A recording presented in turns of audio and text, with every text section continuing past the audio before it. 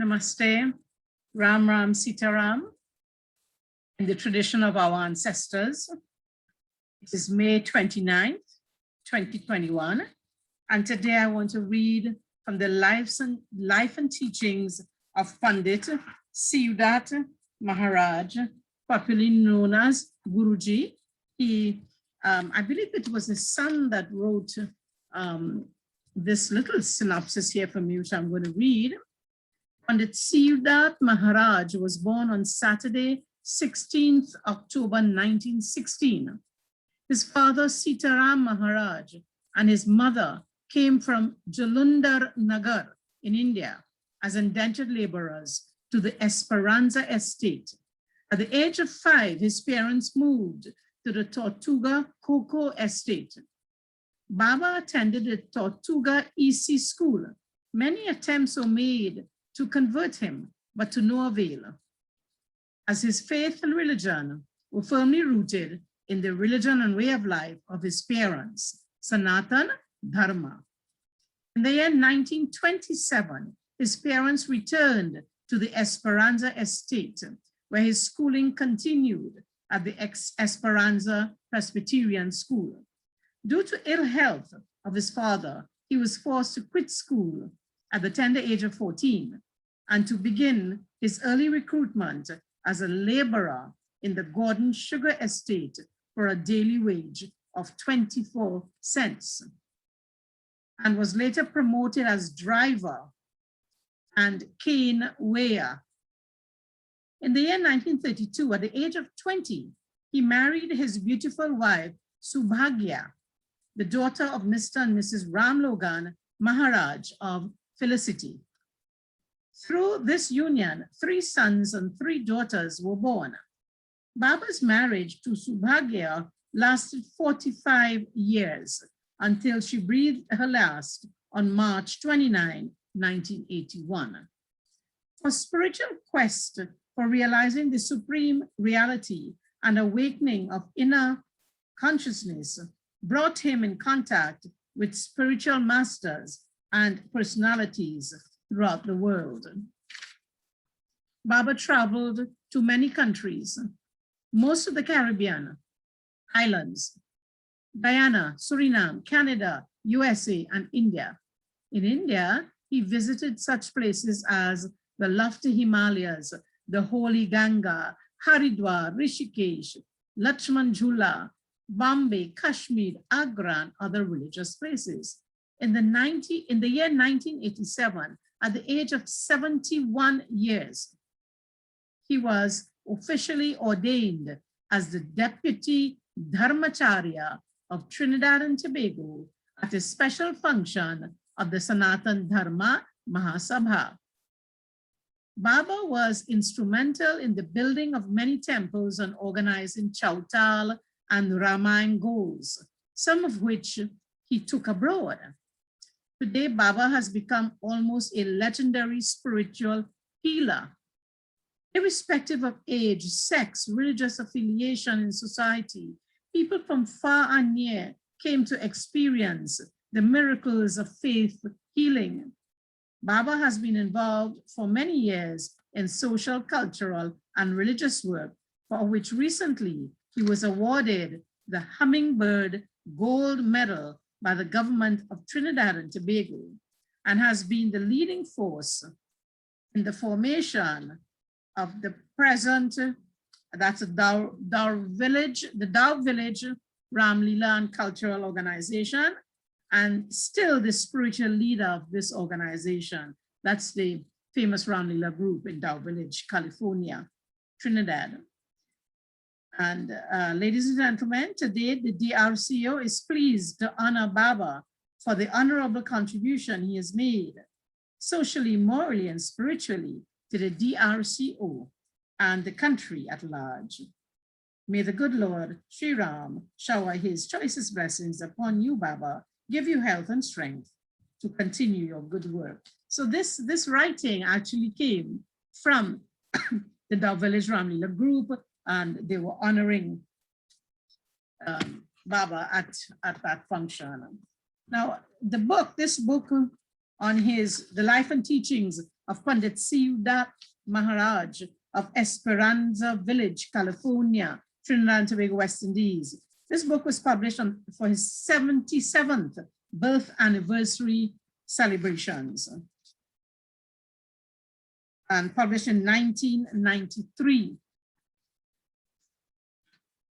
The foreword here talks about him, currently then the Deputy Dharma Acharya of the Sanatana Dharma Mahasabha, and an ardent and successful social worker and Hindu priest, but also one who had gained mastery over the art of spiritual healing.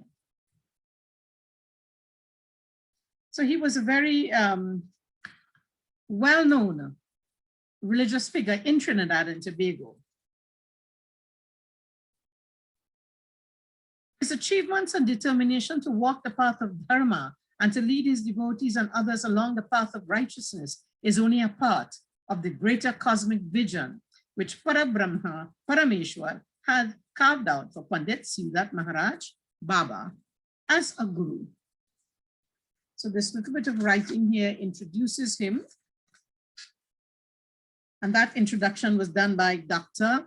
Balkaran Shivnath of Palmist, Trinidad and Tobago. Now, in chapter 1 talks about his early years. And I did recall that he was born on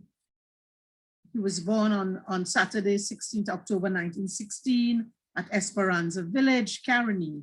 And he recalls at the age 5, his parents shifted for a few years to the Tortuga Cocoa Estates. 1921 to 1927, he was there, where his father, Pandit Sitaram, was employed as a laborer. So you see the Pandit lineage coming down. It was his faith and destiny were firmly rooted in the religion and way of life of his parents, Sanatana Dharma. It was extremely difficult for an Orthodox Hindu family to survive in those days, as the wave of religious propaganda was against them. Religious converts were everywhere in the society, trying to establish a permanent footing among the flocks of the indentured immigrants. They would even preach sermons in the Hindi language to attract and endear themselves to the immigrants and their families. But young Siewdath would not deflect from his dharma, not even after becoming a monitor in school. That is, a monitor in those days is like, a senior person helping the teacher to look after the class. And this here tells us that he read up to standard 4 in class, and then he had to leave, as we heard earlier in the introduction, that he fell ill. I want to read here, education as a Pandit. Life seemed to follow a pattern in those days. It was working in the fields during the daytime and performing Hindu rituals, along with learning the Hindi language from the Hindu elders and priests at nights. So they worked in the day and they studied at nights with the senior Pandits. Learning was fun in those days, as the Hindu elders imparted knowledge in the field of Panditai or Purohit Karma, priestly duties.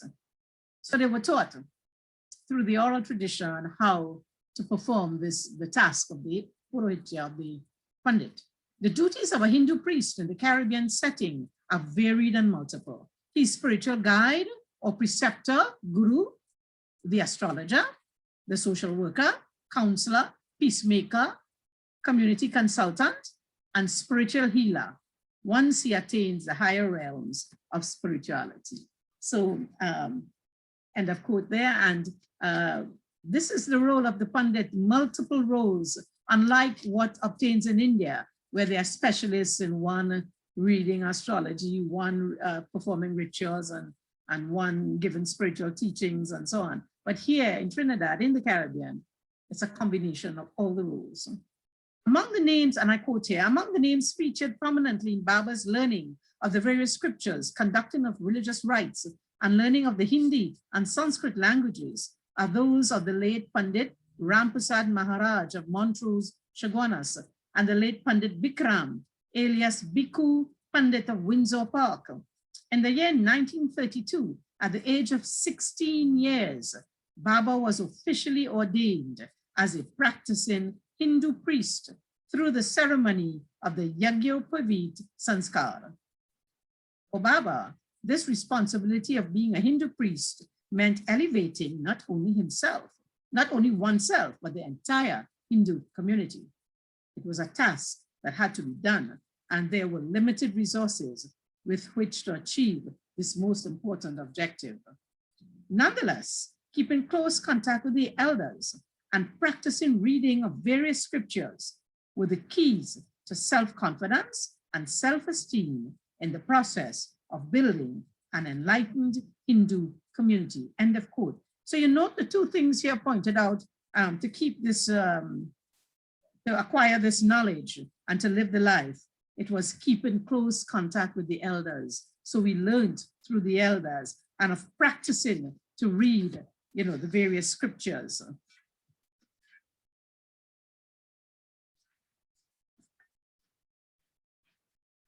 Chapter 2 of the book goes on to talk about his life as a grihastha in marriage.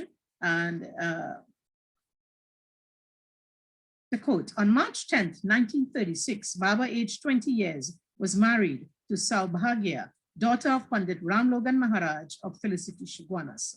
Through this union, 3 sons and 3 daughters were born. They are now all fully settled in life.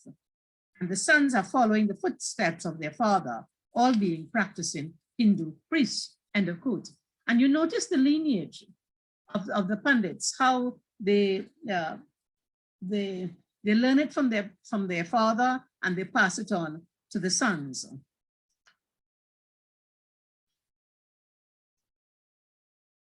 And the children, and I quote, Pandit Siewdath's children are Srimati Dev Kumari, Pandit Ramnaresh Maharaj, Pandit Sundar Yajbelak, Srimati Drupati, and Srimati Jasodhara. Of the above 6 children, Yajbelak and Drupati reside in Canada with their families. Pandits Ramnaresh and Sundar reside in the village of Esperanza and, like their father, administer to the social and spiritual needs of this community, end of quote. You notice how very, quite early, some of the descendants would start to migrate to Canada and America, and earlier than that, it was Britain. So we see this dispersal of the indentured Indians from India to the Caribbean and other parts of the world, and then another wave of migration going to America, going to Canada, earlier to England. And I continue reading, quote, Pandit Sundar is currently the president of the Esperanza Shiv Mandir and is also the officiating priest of the Shiv Shankar Bhavan Mandir, Shiv Shankar Bhavan Mandir in the village of Chiklan, County Caroni. Pandit Ramnaresh conducts the monthly full moon katha in the village and is assisted by both Pandit Siewdath and Sundar. Pandit Sundar maintains an active Kirtan group of youthful singers who come regularly to his home on Thursdays for group practice. Under his guidance and encouragement, they have been able to perform with excellence at various yajnas and temple functions, end of quote. You notice the role of the Pandit here, even in training the young people, the young ones to sing the bhajans, and so they could continue the tradition. And I continue here, his spiritual life. I quote, Baba confides that his spiritual quest for realizing the supreme reality and awakening of the inner consciousness commenced some 40 years ago. This journey brought him in contact with leading spiritual masters and personalities, not only in the Caribbean, but in India as well. Baba had traveled throughout the length and breadth of Trinidad and Tobago. He has also visited his fellow practicing Pandits and spiritual masters in neighboring Guyana and Suriname. spending a useful time with those practicing the art of spiritual healing and worship, end of quote. In those days, Trinidad, Guyana, Suriname had a very close connection. The Pandits used to have regular meetings, conferences, and so on. That no longer happens. Very sad, but see the strength in those days. See how they work together. I continue, and I quote, meditation on the self or Atman and the supreme universal cosmic consciousness or Paramatman holds a special place in Baba's day-to-day routine activities. Waking up very early in the mornings around Brahma Muhurta, 3 to 4 a.m., he would commence his daily spiritual practices. This is the ideal time as peace and quiet reign supreme. There is peace both within oneself and the surrounding environs, and one can experience harmony with the divine consciousness. End of quote there. And this chapter 2 goes on to talk about his role, as that spiritual leader. Chapter 4 talks about a spiritual renaissance. And I quote, throughout Baba's life as a devout practicing Hindu priest, his focus remains centered on the Holy Ramayana, the Srimad Bhagavad Gita, the Shiv Purans, the Vishnu Puranas, the Satya Narayan Vrat Katha, Devi Saptashashi,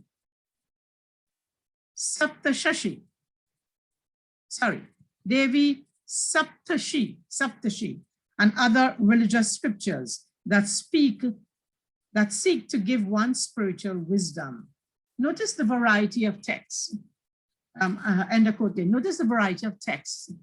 Hinduism, in Sanatana Dharma, it's not one text.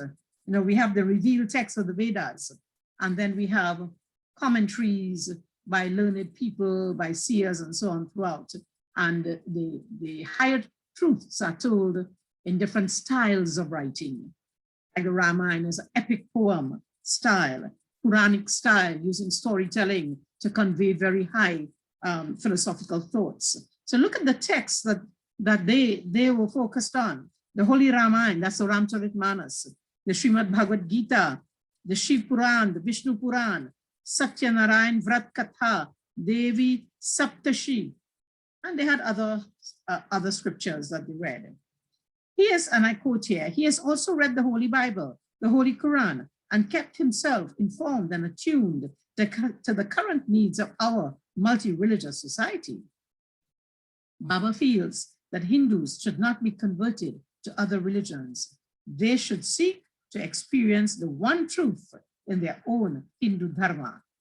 Our societies are multi-religious and multicultural one. We need to practice cultural and religious tolerance and not seek to condemn or criticize the religion of other groups in our midst. End of quote there. Those were the words coming from Baba.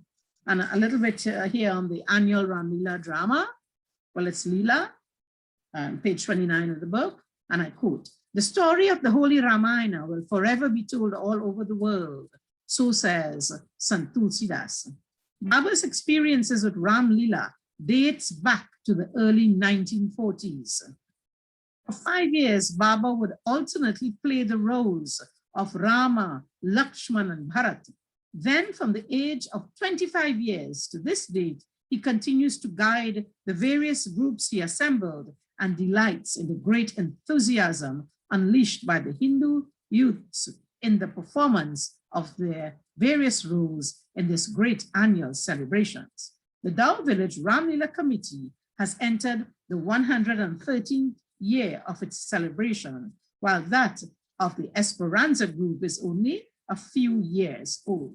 The same is true for both Cedar Hill and Claxton Bay Ram Leela activities. End of quote. So here we get a little insight as to the different Ram Leela groups that were present and like how long they were in existence. And the writer goes on to talk about the Chautal groups. Quote, much work was done in this area also, but the achievements were not as spectacular as in the areas of Ram Leelas.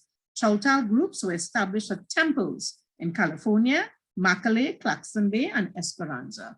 While these groups still exist today, they are not as vibrant as before. Competitions in Chautal singing is a special area of expertise that Baba claims. He has participated in such competitions in Dow Village, Felicity, Debe, Reform, Tunapuna, and Granville regularly from 1940 to 1970, and has also led teams in friendly competition in Guyana and Suriname. So you see the exchange, a cultural exchange between Hindus in Guyana and Suriname and Trinidad.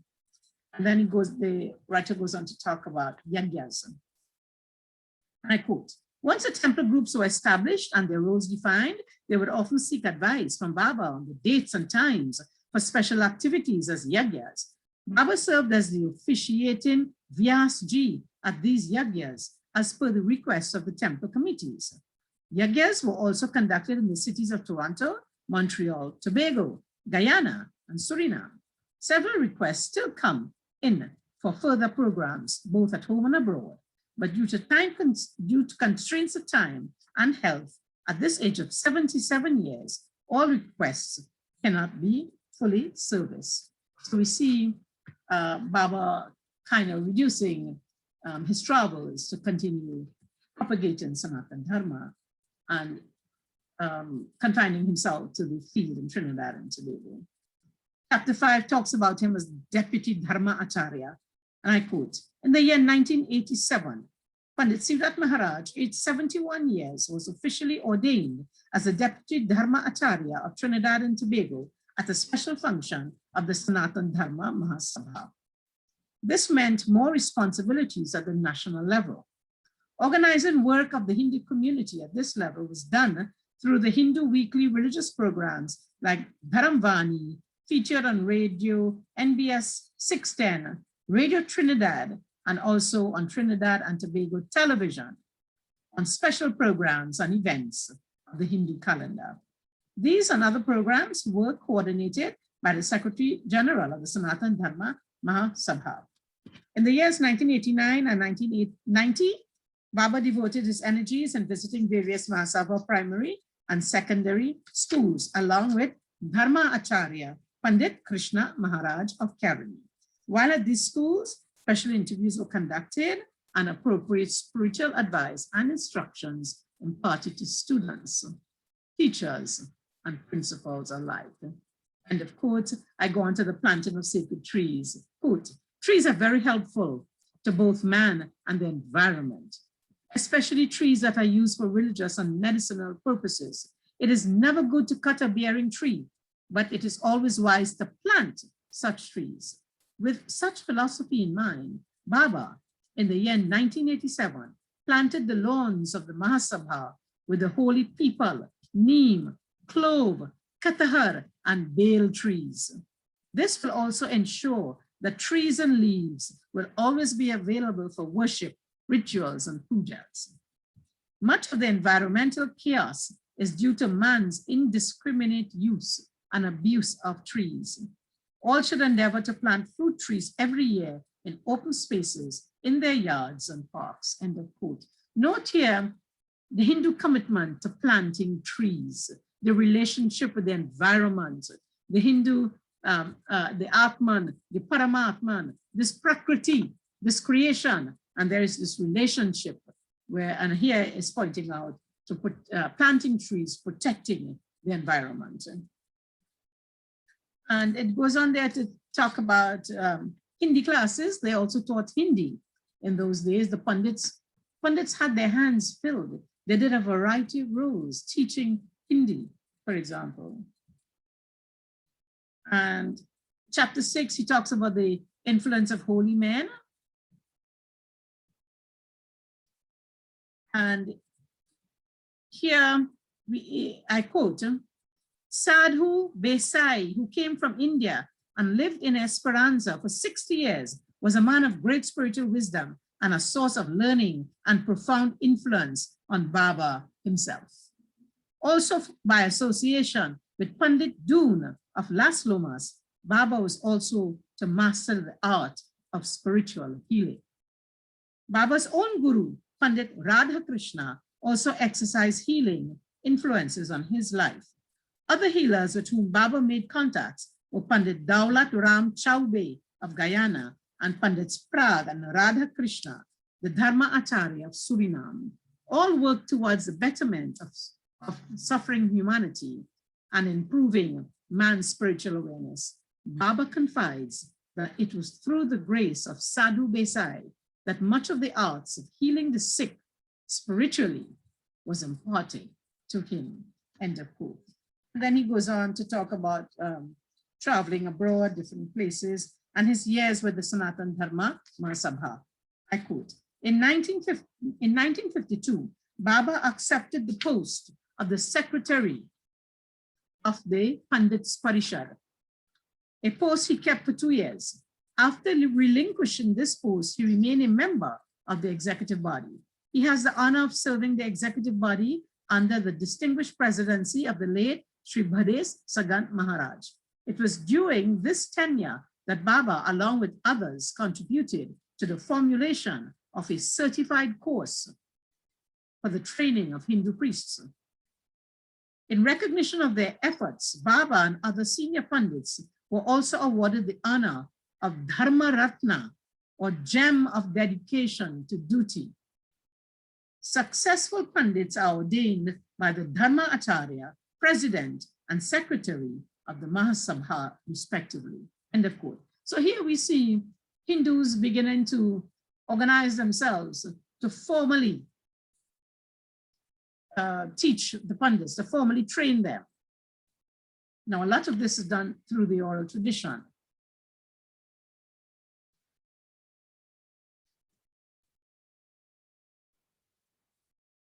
Serving the public. I quote, today Baba has become almost a legendary spiritual healer, well known for his occult and psychic powers. He devotes Mondays and Thursdays to the suffering, sick, and those in need of special healing. Irrespective of age, sex, religious affiliation, status in society, or economic standing, people from far and near come to experience the miracles of faith healing. They assemble at his home in Esperanza from as early as 4 a.m. to get an early interview and to have counsel with him. Many bring problems of family like disturbed homes and broken marriages, sickness, lost items, missing persons, and some types of seemingly medically incurable diseases. Some request hospital visits for the very ill. Others seek marital happiness, prosperity, and good health. Help is also sought for grown-up boys and girls, such as securing a suitable marriage partner through horoscopic matching. Disturbances in the home due to alcoholism, wife battering, child abuse, husband and wife conflicts, children not living in unity at home with parents, all form part of the problems for which help is often sought. End of quote there. So you see here a little explanation of the spiritual healing that the Pandits engaged in.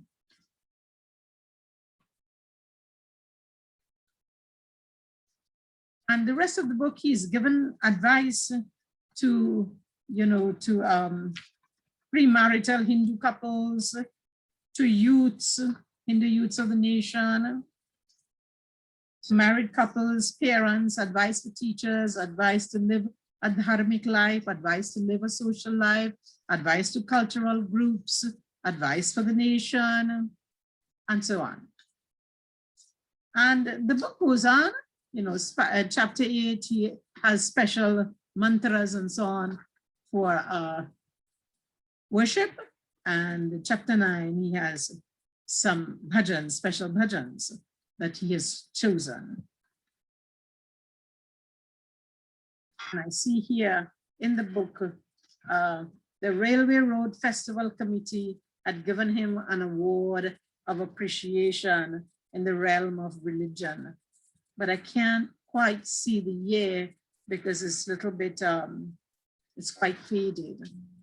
So this then, friends, is our Pandit Siewdath Maharaj, his book on the life and teachings of Pandit Siewdath Maharaj, Guru Baba, as he was affectionately called.